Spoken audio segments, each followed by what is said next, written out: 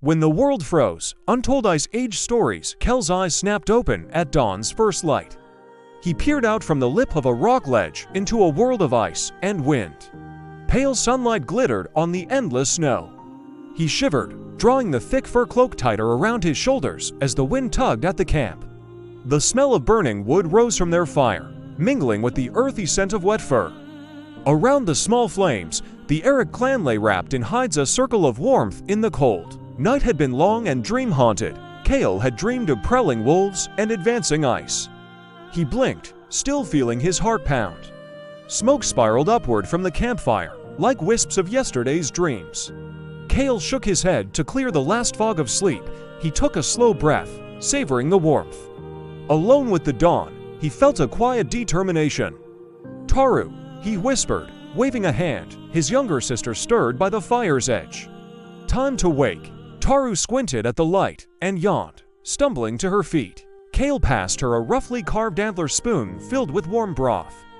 "Drink slowly," he said. She nodded, grateful for the warmth. The camp around them began to stir. Men and women huddled in furs, side awake. Children blinked at the dawn. Taru blew on the broth, steam fogging her vision. They needed strength for the day's tasks. Day after day, the Aruk clan trekked north, following the great herds of game. The green lands they once roamed were buried under ice. Only snow and jagged shadows remained to mark where rivers and flowers had been. The people walked in single file, feet crunching, backs bent under heavy loads. Their bones ached, but hunger and cold drove them onward. The sky was pale as driftwood. Spruce trees wore caps of frost.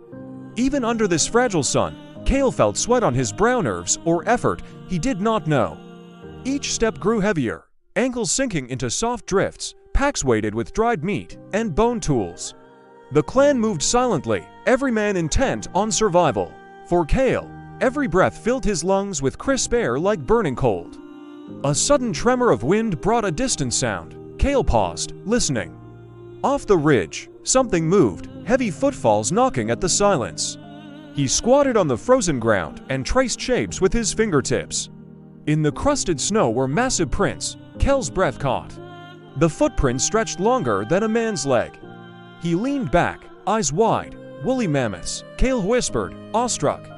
Tully, crouching beside him, tried to see. Taru crept closer, squinting at the pale imprints. "Mammoths, large ones," Kael breathed. It felt like a dream come true and a test by the spirits. Tully and Nulsa stepped up behind him. Rahl, the gray-bearded chieftain, appeared at the camp's edge with the first hunters. His long white beard was studded with frost, and his eyes glinted with curiosity. "What have you found, Kael?" he asked softly. Kael pointed to the tracks. Rahl knelt and let a knobbly finger trace the grooves in the snow. He straightened slowly, a slow smile on his face. "Mammoth herd," he whispered, voice full of reverence. "They walked here last night.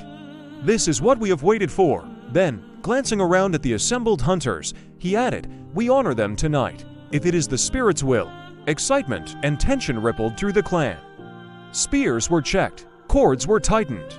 The clan raised shields and loosed breath to prepare. Rahl placed a hand on Kael's shoulder. "Take only those who walk true," he said.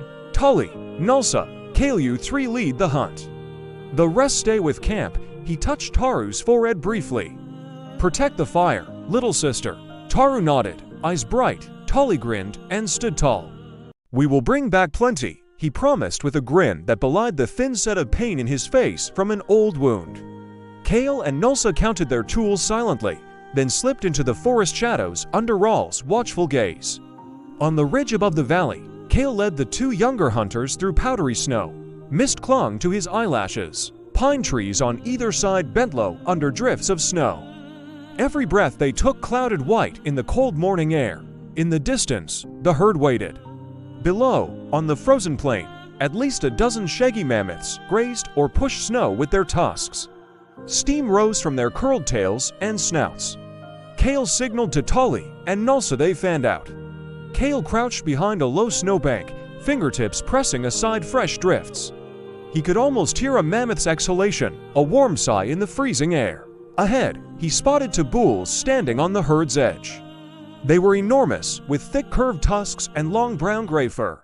To bulls on the edge, Kael whispered, "They are old. Tolly, take the left, Nulsa, the right.